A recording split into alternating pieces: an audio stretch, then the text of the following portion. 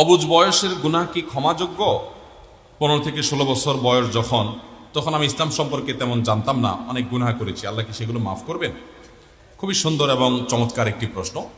আমাদের অনেকে আমরা ছেলেবেলায় অর্থাৎ ছোট থাকতে কিশোর বয়সে আমরা অনেক অন্যায় করেছি, অনেকে মা বাবার সাথে বেয়াদবি করে ফেলেন, তখনও সেই সেন্স তারা আসে না যে মা বাবা কি। অনেকে দেখা যায় ওই বয়সে বাপের পকেট থেকে টাকা মারে, মায়ের টাকা চুরি করে নিয়ে খেয়ে ফেলে। অনেকে দেখা যায় যে ওই বয়সে বিনা উজুতে নামাজ পড়ে ফেলে। আছে না নাই?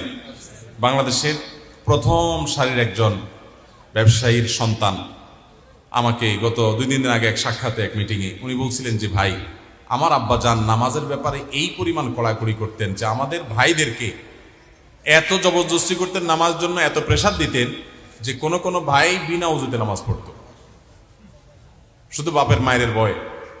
অবশ্য সে ভাইরা এখন দিল থেকে নামাজ পড়েন।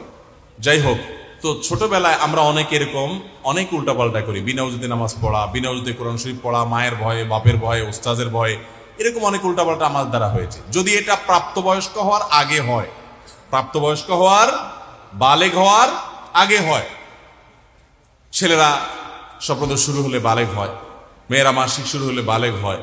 যদি মাসিক স্বপ্নদোষ হতে দেরি হয় তাহলে তার সর্বোচ্চ লিমিট আছে যে 15-র নিচে আর কেউ নাবালেগ থাকে না, 15-র পরে আর কেউ নাবালেগ থাকে না। তো বালেগ হওয়ার আগে যদি আপনার এরকম ভুলভাল হয় তাহলে সেগুলো মাফ, সেগুলোর জন্য কোনো জবাবদিহি করা লাগবে। কারণ নবী করিম সাল্লাল্লাহু আলাইহি ওয়াসাল্লাম একটা হাদিস আমরা জানি, তিনি বলেছেন 3 ব্যক্তি থেকে কলম উঠিয়ে নেওয়া হয়েছে, রুফি আল কলম আন সালাত। 3 ব্যক্তির কলম তুলে নেওয়া হয়েছে, অর্থাৎ তাদের কোনো অন্যায় গুনাহ লেখা হয় না। তারা কারা?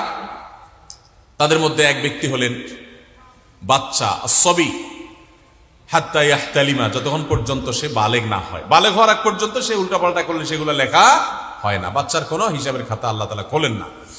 আর দ্বিতীয় হলেন মস্তিষ্ক বিকৃত অসুস্থ মানুষ, মাজনুন ব্যক্তি, যতক্ষণ পর্যন্ত তার মস্তিষ্ক স্বাভাবিক না হয়। তিনি যদি এই অবস্থায়, অসুস্থ মস্তিষ্ক অবস্থায় কোনো অন্যায় করেন, সেটা আল্লাহ তাআলা লিপিবদ্ধ করতে বলেন না, ফেরেশতা তারা লেখেন না। আরেক ব্যক্তি হলেন ঘুমন্ত ব্যক্তি, হাত্তা ইয়াস্তাইকিযা, আন-নাইম হাত্তা ইয়াস্তাইকিযা, ঘুমন্ত ব্যক্তি ঘুম থেকে উঠার আগ পর্যন্ত স্বপ্নের মধ্যে যা করছে না করছে এগুলোর জন্য কোনো জবাবদিহি নাই।